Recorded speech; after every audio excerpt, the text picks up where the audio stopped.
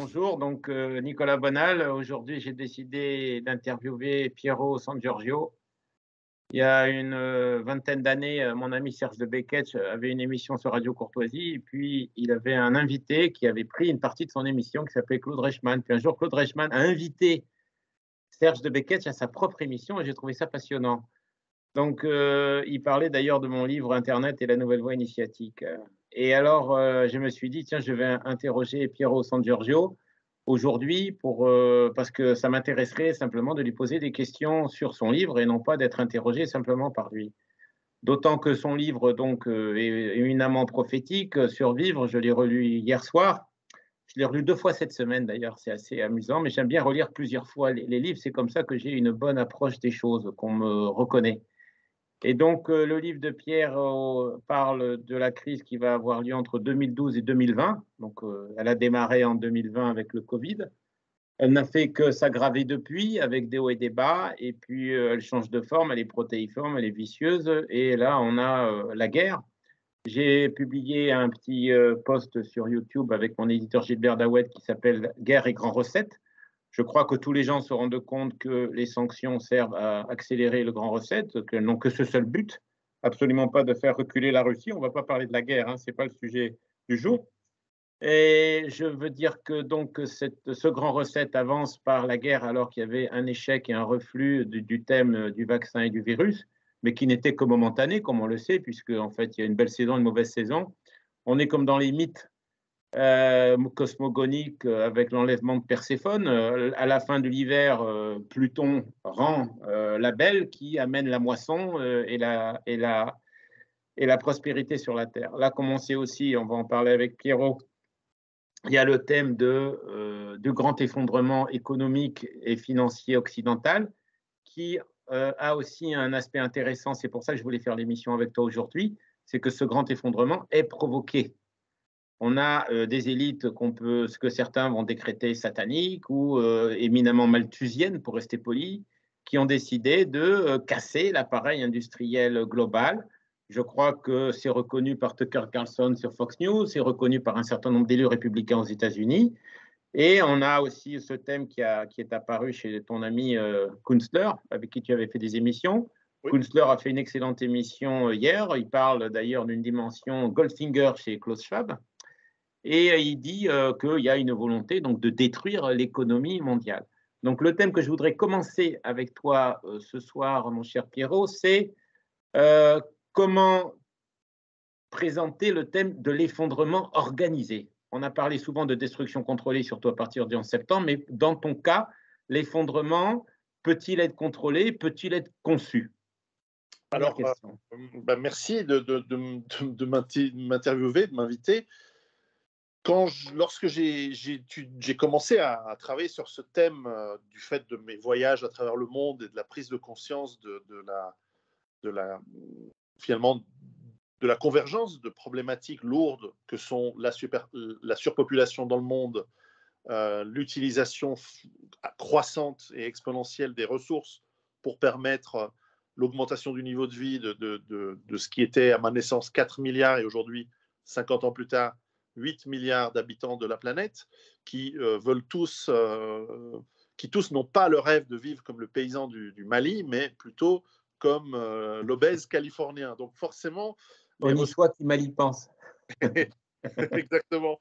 Donc la consommation augmente dans une économie qui, de plus en plus, et certainement depuis les années 70, avec une accélération de plus en plus forte, est une économie qui ne crée pas de la réelle ou très peu de réelle croissance, mais simplement de la surconsommation par la création monétaire et finalement une injection d'argent dans l'économie progressive qui crée des dettes colossales impossibles à rembourser.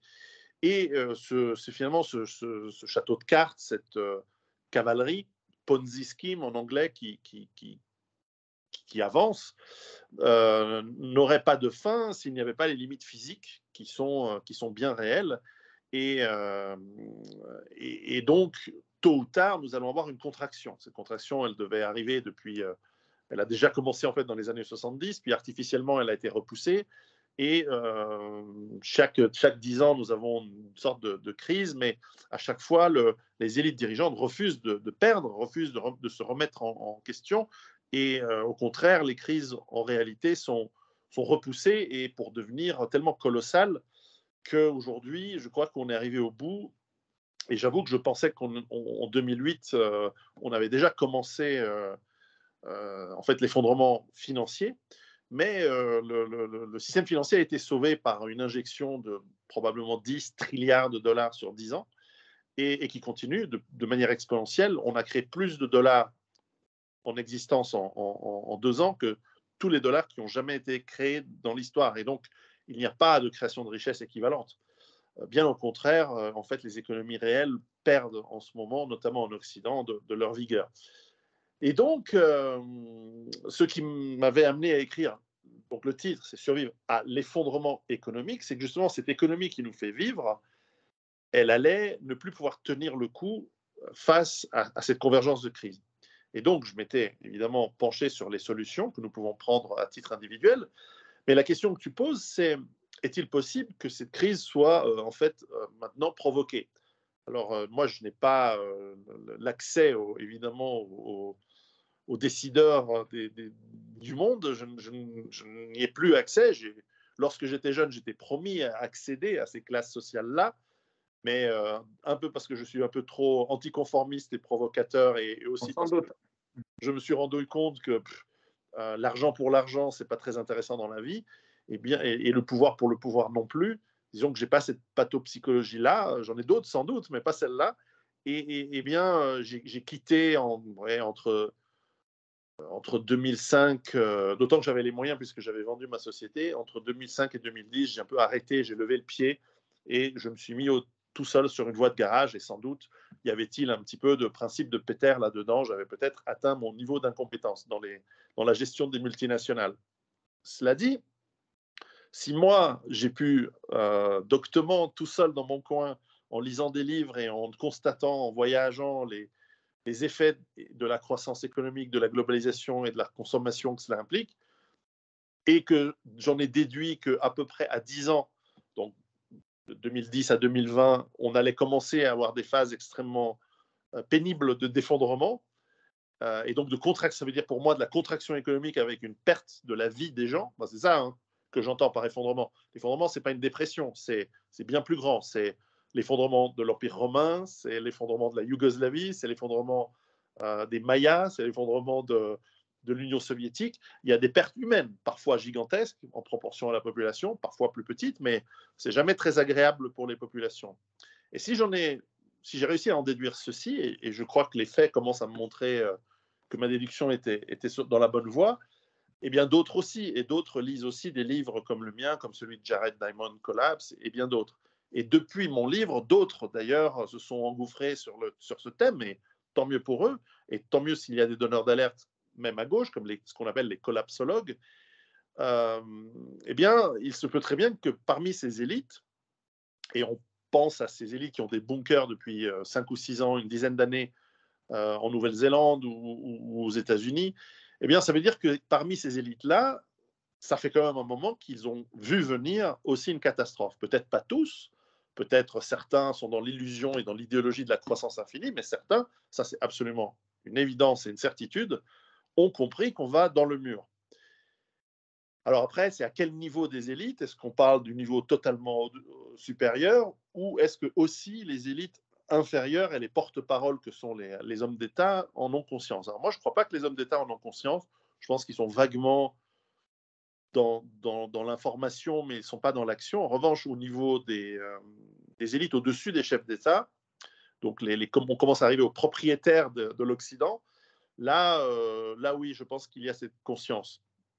Et il se peut que beaucoup d'entre eux, d'une part, à titre personnel, avec les deniers publics, aient financé des systèmes de ce qu'on appelle de la continuité du gouvernement. Alors ça, c'est tout à fait prouvé qu'aux États-Unis et aussi dans les plus petits pays comme en France ou en Angleterre, il y a des programmes pour essayer de conserver un gouvernement qui fonctionne en cas de, à l'origine, c'était des guerres nucléaires, mais aussi en cas de crise lourde aujourd'hui.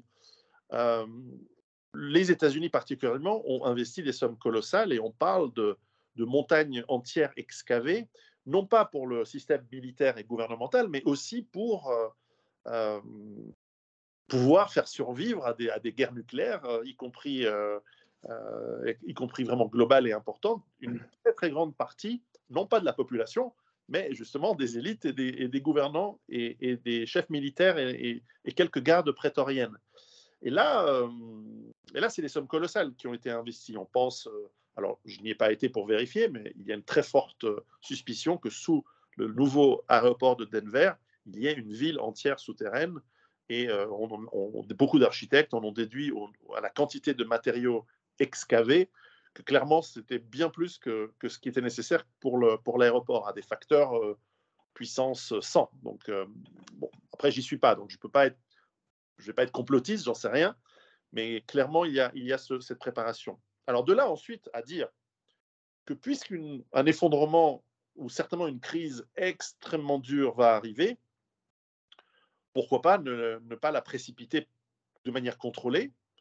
Depuis la crise du Covid, on parlait de démolition contrôlée. J'ai beaucoup aimé ce terme. Je ne me souviens plus qui l'a sorti, mais je crois que c'est Dimitri Orlov. Mais cette démolition contrôlée de l'économie occidentale a démarré. Alors, on ne démolit pas une économie à la même vitesse qu'on démolit une tour. Hein, on est d'accord. On le fait par à-coups successifs, par domestication de la population, par rendre la population probablement numb, je pense le mot en anglais, je ne sais pas comment dire en français, apathique. Et là, je crois que le résultat a été au-delà des espoirs les plus fous, puisqu'on a bien 60% des populations occidentales qui sont complètement... je veux dire, on pourrait leur dire, jette-toi d'une tour dans un fossé, et elles se jetteraient d'une tour dans un fossé, et on leur explique que c'est pour leur bien et si c'est pour la vie d'avant. Hein. Donc, ok, très bien, on a 60% de la population qui est totalement prête à se suicider s'il le faut. Bon, s'ils pouvaient éviter de venir nous emmerder, nous autres, qui faisons partie des 40% restants ou des peut-être 5% qui sont un peu éveillés, ça m'arrangerait. Cela dit, donc, ayant posé cette hypothèse et cette suspicion, oui, il est possible qu'on nous provoque des effondrements et que ces guerres qui ont l'air étranges quand même dans leur manière de faire et qui sont clairement à faire souffrir les populations et pas les élites, dans leurs effets, c'est une évidence. On a rarement vu des guerres où personne ne cible les dirigeants, mais on cible, d'ailleurs même pas les infrastructures, on cible vraiment l'économie. Bon, de là à se dire ensuite que l'objectif à terme, c'est de provoquer des famines, des baisses de la population par ce biais-là. On nous réserve encore, je ne sais pas si tu as remarqué, mais les nouveaux variants du Covid viennent pas mal d'Afrique du Sud. C'est marrant. Je suis certain qu'il doit y avoir un truc là-bas. Peut-être un laboratoire aussi américain en Afrique du Sud. Je ne sais pas. À vérifier. On avait vu déjà, tu sais, j'avais écrit ce livre NRBC qui traitait des problématiques nucléaires, radiologiques, biologiques. Donc, et mon co-auteur est un doctorant en biologie, qui a un doctorat en biologie, qui est un ancien membre du GIGN, donc quelqu'un de très sérieux. Eh bien, il était beaucoup plus complotiste que moi en parlant de la crise d'Ebola de 2015, où pour lui, c'était une certitude scientifique que le Ebola n'est pas passé du Zaïre à la Guinée, mais est sorti de tests de laboratoires je crois que c'était AstraZeneca, sauf erreur, qui travaillent conjointement avec l'armée des États-Unis. Parce qu'en fait, les armées ne font plus de recherche de guerre bactériologique ou biologique. Ils outsourcent ça sous prétexte de recherche pour des vaccins ou des traitements à l'industrie médicale qui, elle, n'a pas signé de traité d'interdiction de ce genre d'armes, en fait. Et donc, voilà. Alors ensuite, le laborantin sur place, on lui a expliqué qu'il fait des tests pour sauver le monde, grâce à lui, on va vacciner les petits Africains contre les Ebola, etc. Et peut-être que d'ailleurs c'était le cas, et parce qu'il y a eu un accident, ou peut-être qu'on cherche à militariser des virus comme Ebola. En tout cas, le Covid, en lui-même, n'a pas été une arme bactériologique si ça a été volontairement lâché, extrêmement virulente, mais les effets qu'il a permis, notamment dans le contrôle des populations, ont été impressionnants. Et je crois qu'on nous annonce, à partir de septembre, les prochaines vagues. qui vont nous revenir par saisonnalité et qui vont permettre de mettre en place un système de contrôle de population. Ça me paraît évident aujourd'hui, de plus en plus. Je n'y croyais pas au début, hein, mais force est de constater, je dois admettre ce que je vois. Alors, Que ça justement, à ce propos, dans ton livre, il y a deux choses qui m'ont marqué en le relisant. La première, c'est que tu avais une approche critique de tes solutions. Oui. Ça, j'ai trouvé ça très fort. C'est d'ailleurs pour ça que tu m'as contacté, parce que tu savais que j'étais plutôt collapso-sceptique ou survivalo-sceptique. Oui. Et en fait, tu dis toi-même que le bateau, c'est très bien, mais ça peut ne pas marcher. Attention aux pirates, attention à la technologie, attention à manquer d'eau, attention à manquer de nourriture. La base à la campagne, on en rêve tous, un peu isolé, un peu tranquille, et puis attention aux gens qui vont t'attaquer. Et comme je le disais dans mon roman un peu parodique, La bataille des champs patagoniques, que n'ont pas compris certains lecteurs, Oui. tu peux résister à des méchants qui vont t'attaquer, mais s'il y a des vagues de méchants qui n'arrêtent pas de venir, il y a un moment où tu vas mourir toi-même ou être submergé. Et puis, il y a un moment où des gens vont arriver affamés. Alors là, on a parlé de ces pauvres Ukrainiens qui ont fui leur pays. On est à plus de 4 millions, je crois. Donc là aussi, il est difficile de prêcher un évangile du dur si tu vois une jolie femme avec ses petits-enfants arriver, pleurer à ton portail et demander à entrer. Donc je vois ça que tu as très bien montré dans ton livre que les solutions que tu proposes ne sont hélas ni parfaites ni sûres. Bien sûr. La deuxième chose qui me paraît très intéressante par rapport à tout ce que tu viens de développer, c'est la notion de l'État. Alors, tu viens de dire que l'État n'a cessé de se renforcer. On est dans une perspective tocquevillienne avec le troupeau des moutons résignés et l'État qui se propose de leur ôter la peine de penser et de vivre. C'est un texte que je cite régulièrement dans mon blog et dans mes livres, dans mes recueils. Là, je viens de publier un dernier petit recueil, d'ailleurs, j'en fais un petit peu la pub sur Amazon, c'est mes recueils de textes, hein, qui s'appelle Les moutons, Une brève histoire de la stupidité de Panurge à Macron.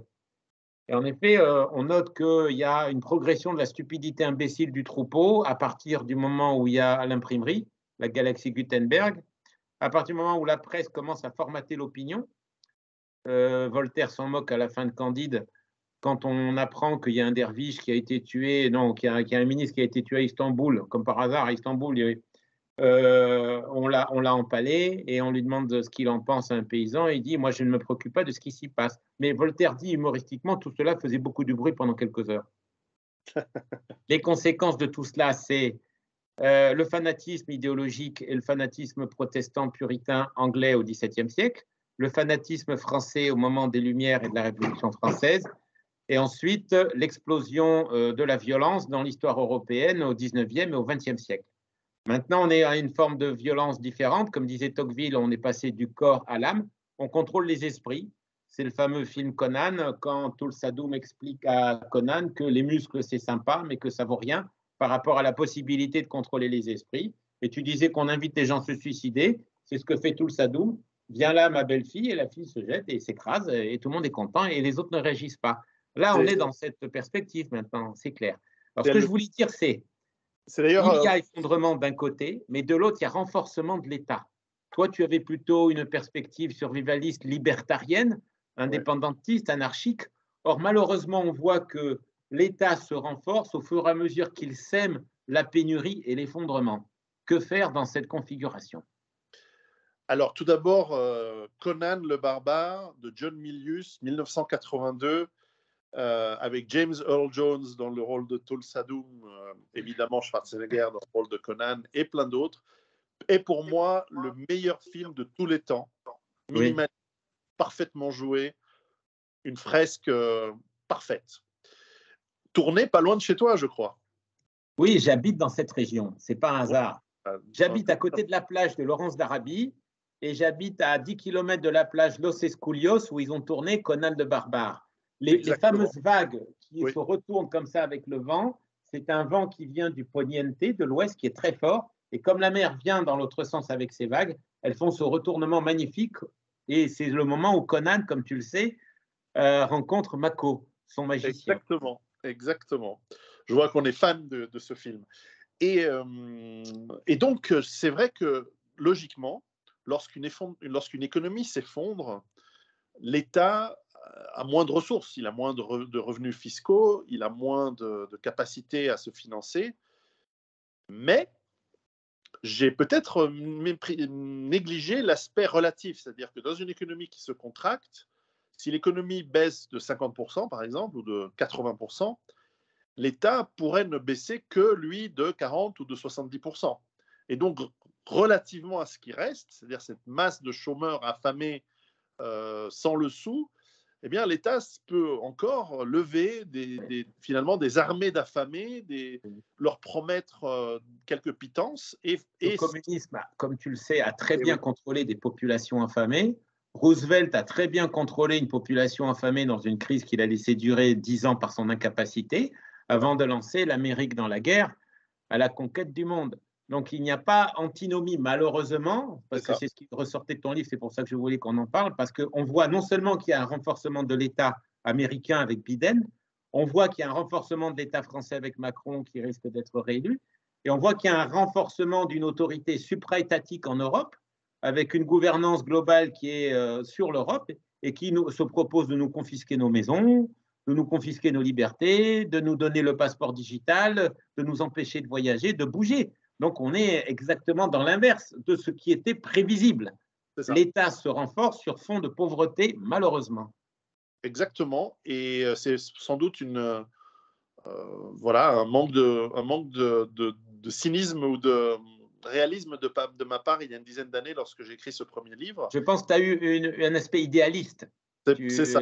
Tu voulais une espèce de film à la John Borman ou à la John Milius avec toute notre jeunesse derrière et on rêvait. Et puis malheureusement, c'est pas comme ça que ça se passe. Il faut dire aussi qu'on a été rattrapé par les progrès technologiques Oui, parce que ce que tu viens de dire que l'État peut baisser ses dépenses, évidemment, il ne le fait pas en France. Hein, c'est pour ça qu'il laisse monter la dette, mais l'État peut contrôler plus facilement les esprits que jamais.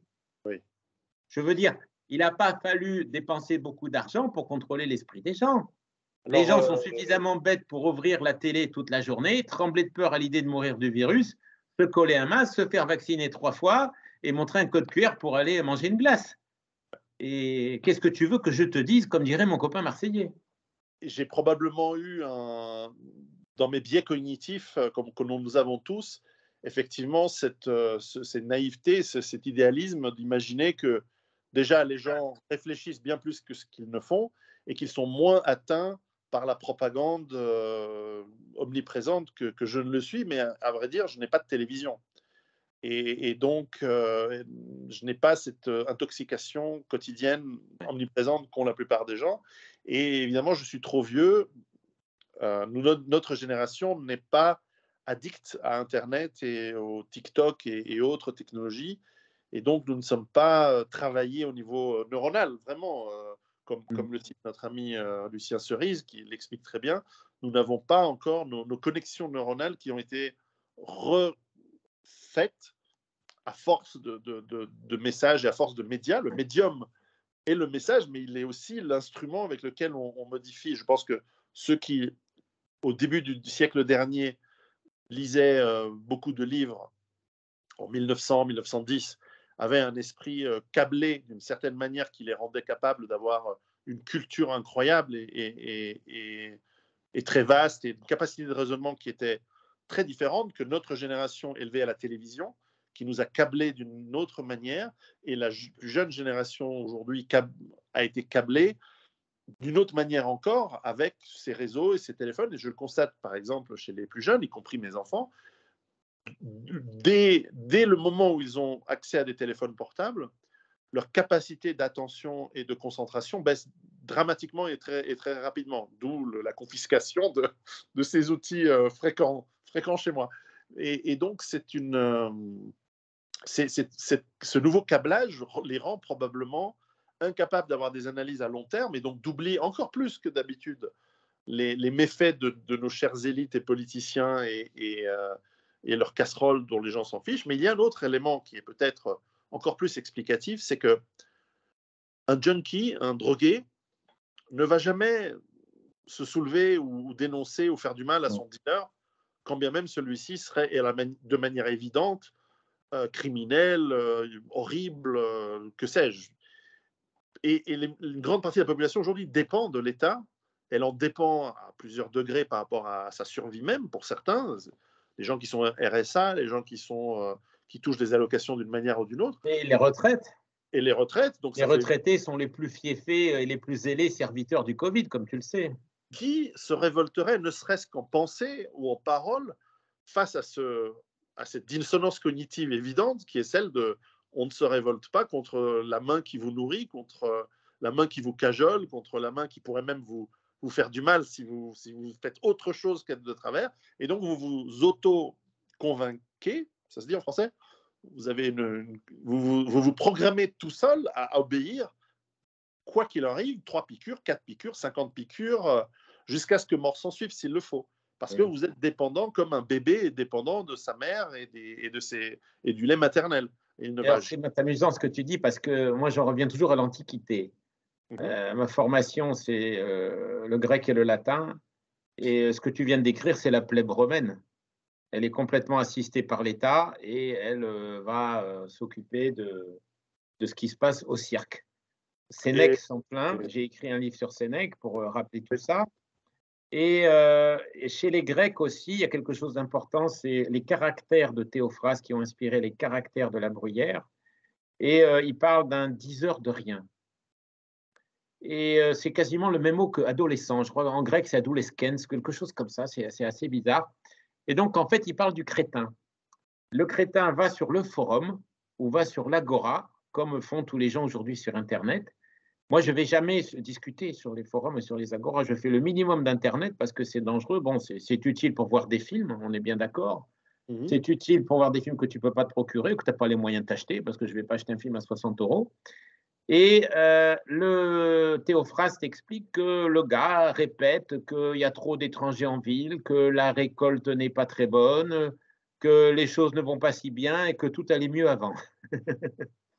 Et alors, ça m'a fait écrire un texte dont j'ai parlé plusieurs fois au cours de nos 2 précédentes émissions, de Platon à CNN. Et en effet, je me suis rendu compte d'une chose, c'est que la communication rend con. Plus tu communiques, plus tu échanges, plus ça devient des banalités. Après, il y a ce que dit mon jésuite préféré, qui n'est certainement pas Bergoglio, mais Balthazar Gracian. Balthazar Gracian dit « l'uso libre envile se todo », c'est-à-dire l'usage libre des choses, y compris d'ailleurs sous la forme de la société de consommation, mais y compris également sous la forme de l'information, nous avilit. Et je crois que c'est très vrai. Et c'est pour ça que la démocratie, notamment occidentale, est une fabrique de crétins. Ma femme a été élevée dans une société totalitaire, c'est pour ça qu'elle a autant de qualités, parce que c'était une société où les gens sont habitués à fermer leur gueule. Toi, tu vis dans la montagne en Suisse, on a tous adoré le grand-père de la petite fille à la montagne parce qu'il parle peu et qu'il sait tout faire. Il sait s'occuper de son troupeau, il sait réparer sa maison, il sait faire chauffer, il sait faire la cuisine, il est autonome. S'il se blesse, il sait faire quelque chose, c'est quelqu'un qui est autonome, mais c'est quelqu'un qui parle peu.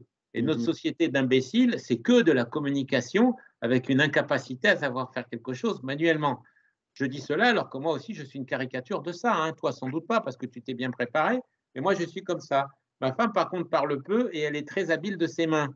Comme dit, d'ailleurs, c'est la première qualité d'une femme, hein, dit Homère. Il parle de Pénélope aux doigts habiles, aux mains habiles. C'est extrêmement important, ça. Donc, on a créé une société de crétins par la communication et depuis qu'on a créé des réseaux sociaux, mais les gens ne font plus que ça. Tu as dit tout à l'heure très justement qu'il y a beaucoup de gens qui vivent de l'État, mais ce n'est pas beaucoup, c'est la majorité. C'est 70% et les 30% restants qui sont des gens d'ailleurs de travailleurs indépendants, Klaus Schwab veut les éliminer et le Grand Recette veut les éliminer. Ils ne veulent garder que la plèbe qui regarde la télé, qui est dans les réseaux sociaux et qui est incapable de s'en sortir humainement, manuellement et intellectuellement, même dans un univers concret. Elle n'est capable que de discuter comme le grec dégénéré dont parle Démosthène au IVe siècle et qui se laissera envahir son pays par Philippe de Macédoine, ou comme le Romain dégénéré dont parle Juvénal dans les fameuses satires. Tout cela me paraît une évidence. Et en effet, à ce moment-là, on a un État qui n'est plus capable de guerre de conquête, on l'a vu avec les États-Unis, qui n'est plus capable d'être très efficace. Mais il est omniprésent, il est très riche, il est très endetté, il corrompt les monnaies, c'est-à-dire que le sesterce dans l'Empire romain ne contient plus d'or et puis il y en a de moins en moins, et puis c'est pas grave. Il y a une inflation prodigieuse, mais la plèbe, comme tu disais tout à l'heure, n'est plus à même de réagir parce qu'elle est habituée à être traitée comme un troupeau et qu'elle est habituée à être entretenue. Je lisais l'autre jour qu'en Angleterre, plus de la moitié des gens vivent de l'État. En France, on m'a parlé de 17 millions et demi de retraités, peut-être même de 21 millions. Ce sont eux les suppôts de Satan, puisque ce sont eux les suppositoires de Macron. Donc, ils le rééliront, mais 10 fois, tant qu'il peut leur garantir leur retraite. Et ils se moquent de la guerre, du vaccin, et même des pénuries, finalement. Et même des pénuries, puisque du moment qu'il n'y a pas pénurie de BFM, ils seront contents. C'est ça. Alors, logiquement, plus une économie est étatisée, moins elle va bien et plus elle s'effondre facilement. Nous ne sommes pas encore tout à fait au moment où nous pouvons robotiser la production dans le monde. Et quand bien même produire par des robots coûte cher en ressources, pour nourrir et divertir des milliards de personnes, du point de vue des élites, ça va vite devenir en fait inutile. Pourquoi, à partir du moment où on robotise une économie, produire pour 8 milliards de personnes, à partir du moment où on pourrait très bien limiter et durer plus longtemps en utilisant cette robotique pour quelques centaines de millions, et puis c'est tout, et puis quelques domestiques. Donc, c'est vrai que c'est là où le paradoxe, c'est que si nous ne nous effondrons pas de manière extrêmement brutale très vite, on est très très mal. Parce que ni toi ni moi faisons partie des élites. Et donc, nous avons, je veux dire, si on tient le coup jusqu'au moment où on a des robots tueurs à la Terminator, qu'on va lâcher sur ceux qui ne sont pas encore morts de faim, là, ça va être assez, ça va être coton. Là, ça va être difficile. C'est amusant ce que tu as dit parce que tu parles des robots et tout à l'heure tu as parlé de l'aéroport de Denver qui est connu pour toute sa thématique Illuminati. Et d'ailleurs, ils sont amusants parce qu'ils se moquent des complotistes qui dénoncent la thématique Illuminati de leur peinture rupestre. C'est assez plaisant. Ce que je voulais dire, c'est que l'aéroport, on se souvient d'ailleurs du film de Spielberg, est assez important comme lieu de la mondialisation, lieu de gestion des flux, lieu de conditionnement des gens. Moi, je me souviens d'ailleurs que quand je sortais d'un aéroport, parce que ça fait 3 ans que je n'ai plus pris l'avion, je pense que je ne le prendrai plus, je suis malade pendant plusieurs jours, ou je suis bizarre pendant plusieurs jours. Ah tiens. Ça ne me réussit pas ce qu'ils mettent dans l'air, dans les aéroports. Ou la nourriture. Oui, et donc aujourd'hui, je viens de lire Infowars, que je lis très peu parce qu'il est trop catastrophiste et il me déprime, le vieux là. Alors, pour te déprimer. Mais alors, il parlait de robots, figure-toi, dans l'aéroport, non pas de Denver, mais de Dallas. Dallas, ton univers impitoyable, sur lequel j'avais écrit un texte, puisque ça se trouve sur le 33e parallèle. Et j'avais fait un texte qui expliquait que le 33e parallèle de la Californie, en passant par Dallas, en passant par Charleston, qui est la capitale mondiale de la franc-maçonnerie, enfin qui était une des capitales mondiales de la franc-maçonnerie, en passant par les déserts nucléaires en Arizona et tout, jusque évidemment ensuite Benghazi avec le pauvre Kadhafi ou jusque le Moyen-Orient, le 33e parallèle joue un rôle extrêmement important pour les gens qui nous dirigent. Ça se sait pas à un niveau basique, mais ça se sait à un niveau quand tu réfléchis ou quand tu observes les cartes. Et puis ensuite, on paye des journalistes pour dénoncer les complotistes. Ça se limite à ça. Mais bref, donc Alex Jones a expliqué que les robots sont maintenant utilisés pour contrôler les gens. Et on est toujours en train de nous parler de ces Américains qui, notamment au Texas, seraient des rebelles ou seraient des républicains qui luttent contre les démocrates, blabla.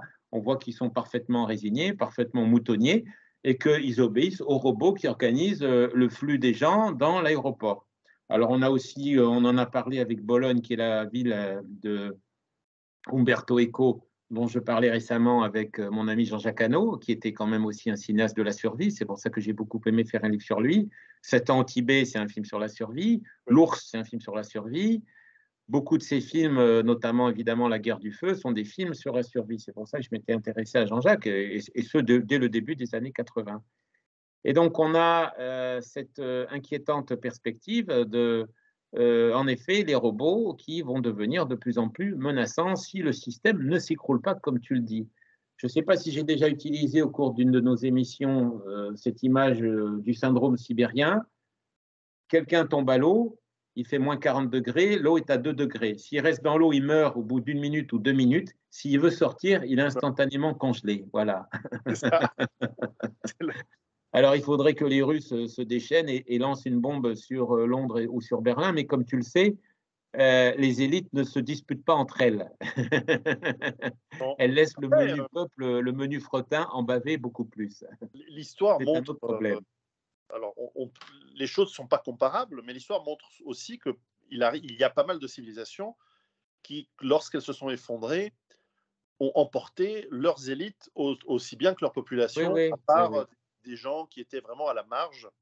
Et finalement, c'est souvent les marges qui reconstituent les populations. Ce sont les nomades en désert, les nomades en périphérie, qui, une fois que le centre disparaît ou subit de plein choc Oui. le coup de fouet, eh bien, ce sont ces périphéries qui reviennent. Même à Rome, au fond, c'est la périphérie arabe qui repeuple petit à petit l'Afrique du Nord. C'est la périphérie germanique et nordique qui descend petit à petit pour repeupler Oui. par vagues successives. Oui, mais c'était des gens qui ne vivaient pas avec des besoins en énergie, en C'est ça. technologie comme nous. C'est ça le problème. C'est ça, parce que moi, je ne pourrais très difficilement me considérer comme étant en périphérie, en sachant que j'ai plusieurs voitures. Alors, j'en ai pas forcément besoin, mais ce sont des luxes auxquels et tout luxe est perfide parce il nous habitue à l'avoir et il nous habitue à des modes de vie. Et on a ce magnifique outil qui est la connexion Internet. Et certes, j'ai un potager, une source d'eau, etc. ici, mais ce qui me C'est rassure, toi qui t'en occupes de ton potager? oui, oui, oui, oui.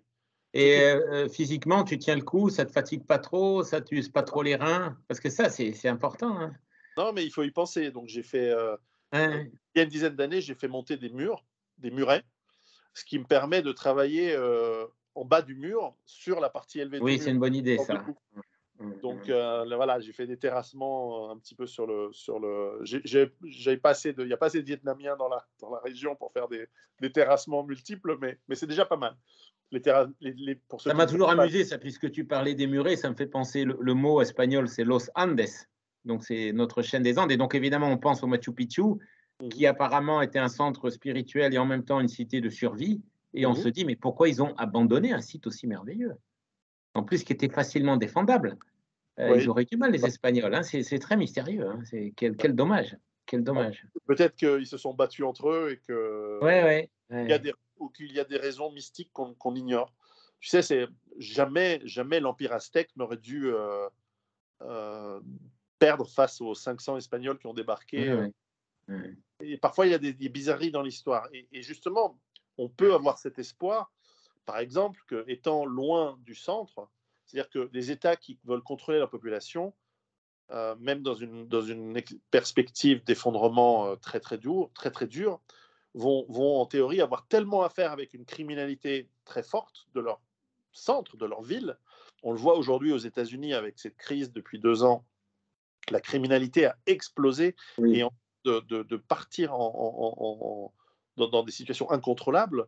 Alors, on pourrait nous dire, ce sont des pauvres qui s'entretuent, les élites, elles sont quand même Non, derrière. parce qu'il y a un syndrome Robin des Bois, tu as vu, dont a parlé notre ami Snyder, qui Oui, parle on attaque les riches maintenant. eh ben oui. C'est- Donc, c'est- ce qui me on donne va pas dire que espoir, c'est bien fait c'est pour eux, mais disons, il fallait s'y attendre. que, Il ce fallait qui me donne s'y attendre. espoir, c'est que même les plans de ces élites peuvent complètement foirer. Parce qu'il y a un élément Oui, qui bien n'est sûr, bien sûr. qui est rarement maîtrisable. D'ailleurs, si les plans des élites avaient toujours fonctionné, l'Union soviétique, elle aurait prospéré, elle aurait tenu, parce que leur contrôle était important. Et pourtant, par la corruption, la gabegie, l'incurie, finalement l'inefficacité de tout, c'est ce que décrit très bien, je crois que tu en parlais dans un de tes billets, Václav Havel dans son livre. Dans son petit livre sur comment résister je l'ai là, mais je me souviens plus du titre. Hein. Comment résister à la tyrannie, en fait, euh, avec un humour très, très particulier qui est très tchèque et qui est très appréciable d'ailleurs, on peut casser le système de l'intérieur petit à petit. Mais il n'y avait pas, c'est vrai, dans les années 70, dans la Tchécoslovaquie des années 70, il n'y avait pas la technologie qui est aujourd'hui, qui rentre dans nos esprits et nos cerveaux. Les défis sont plus grands, mais moi j'ai espoir qu'on s'effondre avant que la mainmise technologique soit totale, et surtout que les États soient tellement occupés avec l'explosion de leur centre urbain que finalement ils n'auront jamais les ressources ni même le temps d'aller venir s'occuper des ruraux. Alors aujourd'hui, ils le font en mettant des migrants un peu partout dans les petits villages. C'est en train de grandir. Mais bon, ça, on peut gérer. En revanche, le jour où ils t'envoient l'armée, là, tu ne gères plus parce que ça devient compliqué. Et même la guérilla, qui est une option, c'est vrai qu'avec des drones, avec des systèmes de vision. Ça devient dur, hein. Ça devient dur avec les drones, hein. C'est autre chose que 1943. Ouais, donc on est dans une situation où il faut tenir, il faut garder une forme d'espoir. Oui. Alors justement, tu en as parlé dans ton livre. Je voulais terminer, puisque ça fait bientôt 1 heure, on va sur 3 thèmes importants que j'ai trouvés dans ton livre. Le premier, c'est, par exemple, tu parles de l'eau. Alors, comment faire de l'eau, avoir de l'eau. Et moi, j'ai envie de dire, mais combien de temps ça peut durer, cette histoire? Combien de temps tu peux t'assurer de l'eau, une source d'eau? Tu ne sais pas, en fait. Tu ne le sais pas. Ça dépend de C'est de la chance. On te dit stocker de la nourriture. Alors, tu peux stocker pendant 1 an, pour 2 ans, pour 3 ans. Mais si ça continue, il y a un moment où ça se terminera très mal. C'est pour ça qu'il faut différencier en fait l'aspect autonomie, qui implique un renouvellement par soi-même, par sa propre production finalement de ses stocks, ou par l'échange, parce qu'évidemment on ne peut pas demander à tout le monde d'être totalement autonome, mais le cordonnier aura meilleur temps de faire ses chaussures, les vendre et se faire payer en nourriture par ses voisins qui, eux, ont pour l'un un élevage de moutons, pour l'autre un maraîchage, etc. On n'oublie pas qu'on n'est pas tout seul, on est dans des communautés, et c'est pour ça que le village est une rejointe des villages. Personnellement, j'aime bien la montagne pour des raisons personnelles. J'aime bien l'altitude, j'aime bien l'air frais, mais aussi parce qu'on est on est vraiment loin physiquement et matériellement des villes. Il faut monter. Les gens des villes ne sont pas habitués à monter dans les montagnes. En revanche, je ne suis pas tout seul. On est un village de 500, 600 personnes. Tout le monde est ça c'est bien. J'en connais un en Espagne qui s'appelle Trévélez. C'est un village qui est situé à 2000 mètres d'altitude. Malheureusement, je n'ai pas acheté de maison là-haut. C'est un village où tout le monde connaît tout le monde, qui peut se fermer au monde extérieur et où tu peux survivre parce que tu as beaucoup d'eau qui débarque de la montagne. D'ailleurs, je crois que la facture d'eau est gratuite. Tu ne payes rien. Et le reste, tu as du bois et il y a pas mal de troupeaux. C'est la capitale du jambon aussi c'est bien. De l'Andalousie. Je repensais aussi, puisqu'on aime les mêmes films, au film avec Omar Sharif qui s'appelle La Vallée. Oui. C'est pendant la guerre de 30 ans et ils essayent de survivre dans leur vallée. Comme tu le sais, la guerre de 30 ans a coûté la vie aux 3/4 des Allemands. Hein. Ça a été une dépopulation de l'Allemagne absolument catastrophique, comme la guerre de 100 ans pour la France. Je relisais Michelet et les horreurs du XIVe siècle, la peste et tout. Donc on a déjà connu des effondrements de systèmes semi-complexes qui étaient ceux du Moyen-Âge ou des temps modernes avec des déperditions. Là, ça fait 2 siècles que grâce à l'énergie fossile, la population a accru son confort tout en multipliant son nombre d'une manière démentielle, comme le disait le cinéaste Buñuel, qui a vu le Mexique se détruire. Je fais juste une parenthèse. J'aime beaucoup le cinéma mexicain de Luis Buñuel.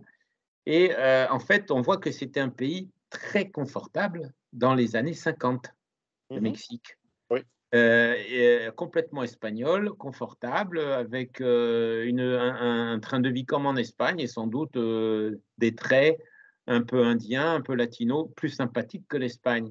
Et puis d'un coup, ça s'est tiers-mondisé totalement, c'est-à-dire que la notion de tiers-monde est arrivée brutalement à partir des années 50 un peu partout pour des questions, on l'a dit 25 fois, mais il faut mieux le répéter, d'explosion démographique. Là, on arrive au bout du rouleau, mais enfin, comme on sait, il y a 1 milliard d'Africains qui ne demandent qu'à quitter l'Afrique si ça se passe trop mal là-bas, si le blé russe ou le blé ukrainien n'arrive pas pour les nourrir l'année prochaine, etc. Mais bref, le système est extrêmement dur. Et alors, il y avait un dernier élément que je voulais voir, puisqu'on a vu que ces histoires de nourriture et d'eau seront complexes à résoudre, mais il y a le problème spirituel. On a envie de dire, quand on lit ton livre, survivre, pourquoi faire? Si c'est pour vivre très mal. Oui, si c'est Ah pour oui, vivre très mal, pour souffrir et pour vivre dans la peur. Et puis, tu as une petite demi-page que tu aurais pu, à la regard, mais ça c'est mon tempérament, hein, plutôt tourné vers tout ce qui est spirituel, ésotérisme, où tu dis, sans doute les grandes religions vont s'effondrer, ça paraît évident, le christianisme ne demande que ça avec ce pape, oui. donc il n'y a pas de problème, et on peut arriver à des renaissances spirituelles locales, avec des fêtes folkloriques locales, avec quelque chose d'extrêmement fort. Tu parlais de ton village, en effet, les fêtes du village, d'ailleurs même ici en Espagne, il y a encore cette force du Oui. pueblo, avec des gens qui se connaissent, même s'il y a beaucoup d'agrégats comme moi ou ma femme qui arrivent de l'extérieur, il y a quand même tout le monde qui porte son carreau pour la semaine sainte, y compris les femmes, et tout le monde se connaît depuis l'école, et tout le monde quand même observe une certaine solidarité. Ça, par contre, je ne le vois pas du tout en France, hein. C'est d'ailleurs pour ça que la France m'a toujours fait peur. La Suisse, avec sa culture des cantons et sa culture Guillaume Tell, Oui. aussi est capable tout à fait enfin, hors des grandes villes, c'est toujours pareil, parce que les grandes villes suisses ne sont plus suisses, comme tu le sais, plus du tout. Donc, elle est encore capable de survivre là-dessus.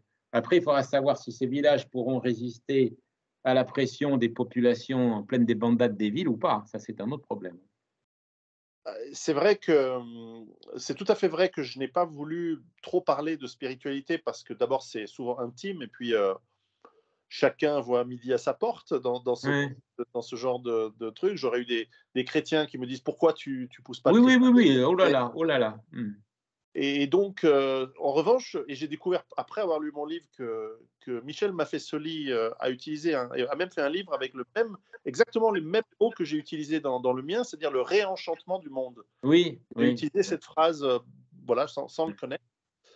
Et c'est probable que voilà, on va réenchanter avec toutes sortes de petites variantes locales en fonction voilà, Ce qui me rassure pas trop dans cette histoire de réenchantement du monde, on va voir de puisque tout. tu parles de Maffesoli, je crois que la notion vient de Max Weber, elle a plus de Ah, 100 ans. Mais d'accord. c'est pas grave. Ce que je veux dire, c'est que, par exemple, Chesterton ou Léon Bloy, qui sont 2 auteurs chrétiens que j'aime beaucoup, comme tu le sais, parlaient aussi de ce retour au Moyen Âge, de ce réenracinement. Et il y a eu une école britannique, hein, anti-industrielle, qui a été menée par l'écrivain William Morris, à la fin du 19e, au début du 20e, pour réenchanter le monde à partir de valeurs médiévales. Ils étaient d'ailleurs liés aux pré-raphaélites. Oui, Et William Morris a beaucoup inspiré, comme on le sait, Tolkien. oui. Alors, on ne peut pas dire que pour l'instant, on soit dans un monde réenchanté. Je veux dire, ça fait 120 ans qu'on nous en parle, mais on n'a rien réenchanté du tout comme d'habitude. Maintenant, évidemment, dans le cadre d'une possible survie villageoise, en effet, il faut penser à cette notion et arriver à, à recréer au sens religieux, c'est-à-dire religarer, relier les gens, à créer un sentiment de fête et d'appartenance commune avec des origines communes qui permet de faire en sorte que les gens résistent à la pression d'un monde en destruction. Ça, c'est clair. On en discutait aujourd'hui à midi au repas de Pâques, parce qu'on fête quand même la fête au village. Et ce réenchantement du monde était évoqué par l'aspect bigot et fanatique des religions laïques d'aujourd'hui, qui finalement se métastasent dans toutes sortes Oui. de croyances, le scientisme, le covidisme, le féminisme, on en a toute une liste. Oui, oui, oui, oui, c'est marrant. Plus ils Et, sont laïcs, plus ils sont fous. Plus ils sont et on laïcs, se plus ils dit sont que fous. ce réenchantement du monde, ce réenchantement du monde risque aussi de passer par un retour à la chasse aux sorcières avec les bûchers et on parlait aujourd'hui avec quelqu'un, d'un YouTuber qui, qui lui souhaitait, bon, on s'en fout de qui c'est, de son influence, mais enfin c'est intéressant que lui c'était que les gens non vaccinés soient pris de force dans des camions, emmenés dans des camps et vaccinés de force, Oui, etc. à la chinoise, hein. Ouais, ouais, c'est intéressant. Donc, le réenchantement peut aussi nous amener à des bigoteries fanatiques assez pittoresques. Non, non, mais ce qu'on a appelé réenchantement il y a 5 minutes, restons-en là. Oui, On est dans l'effondrement, on est avec des groupes. Que faire pour garder voilà. une âme Alors, commune? je voudrais juste ajouter un point qui est en fait le point le plus important et sur lequel on pourrait parler des heures, mais je vais le faire en 2 minutes, c'est que comme tu l'as vu, peut-être les 2 tiers de mon livre sont sur des solutions, sur des Oui, solutions qui sont en fait pratiques, parce que changer le monde par la politique, on a vu que ça non, nous amène non. à avoir des 1%, 3% aux élections. Vouloir se changer soi-même, en revanche, ça c'est au moins Oui, une chose que l'on peut oui, maîtriser. Et puis subvenir par son travail au maximum, peut-être c'est pas possible de faire à 100%, mais en partie à ses besoins et à ceux de sa famille et à ceux de ses amis, en s'intégrant dans une sorte de clan, de tribu, oui, c'est très de bien. groupe avec lequel on peut se sentir à l'aise et donc subvenir à ses besoins ses besoins physiologiques, l'eau, la nourriture, l'hygiène, la Mmh. santé, le, et puis ensuite un peu le luxe, l'énergie pour se chauffer l'hiver et avoir de l'eau chaude et peut-être euh, voilà, avoir un petit peu de possibilité d'avoir un peu de luxe, de technologie malgré tout. Les connaissances, il y a tout un aspect sur les connaissances, le lien social et puis la défense. Parce qu'encore une fois, on en discutait avec nos voisins ici en Suisse, si on doit avoir des hordes de villages, de citadins qui montent à pied ou en véhicule dans ces vallées, nous savons tous, nous sommes tous entraînés par l'armée, nous avons tous appris et nous pouvons le transmettre à nos enfants, des techniques qui font qu'une dizaine de personnes peuvent fermer une vallée à des milliers de personnes.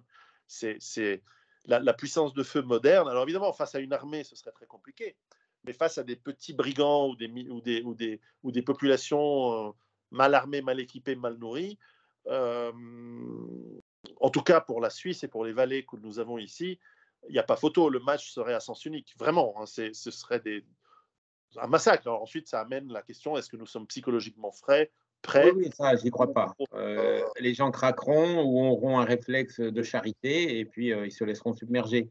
Ou alors simplement, ça ne se passera pas dans cette version cinématographique, au non. mauvais sens du terme. C'est-à-dire que peu à peu, beaucoup de gens quitteront les villes et viendront envahir partout comme ils ont fait, comme ils ont imposé avec les migrants, on en parlait tout à l'heure. Donc, ils peuvent en effet véroler toute, la spiritualité des campagnes et toute la présence démographique des campagnes. Nous verrons bien. En tout cas, j'encourage l'élevage de cochons. Ça Ah peut oui, se oui. Oui, le cochon, d'ailleurs, Trévélez, c'est la capitale du jambon, je te disais. C'est faire.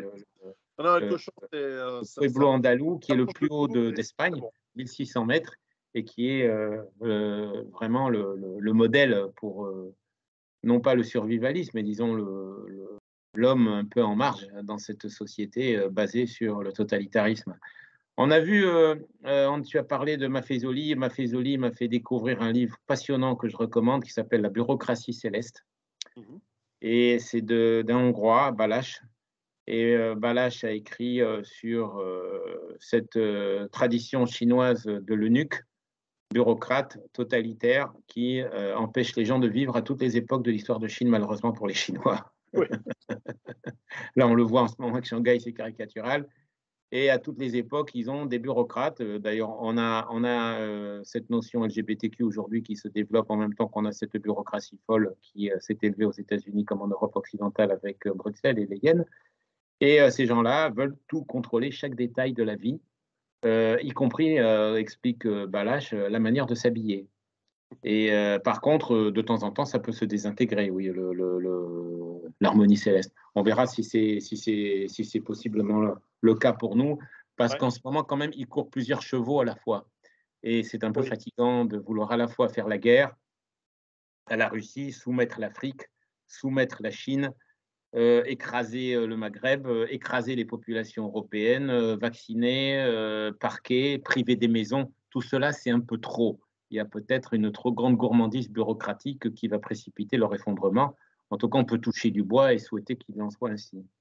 c'est souvent le cas d'ailleurs même dans les grandes multinationales. Pour y avoir travaillé, j'ai pu Oui, voir à quel point justement encore une fois, ce principe de Peter où tout le monde monte jusqu'à son niveau d'incompétence, corollaire, tout le monde est incompétent.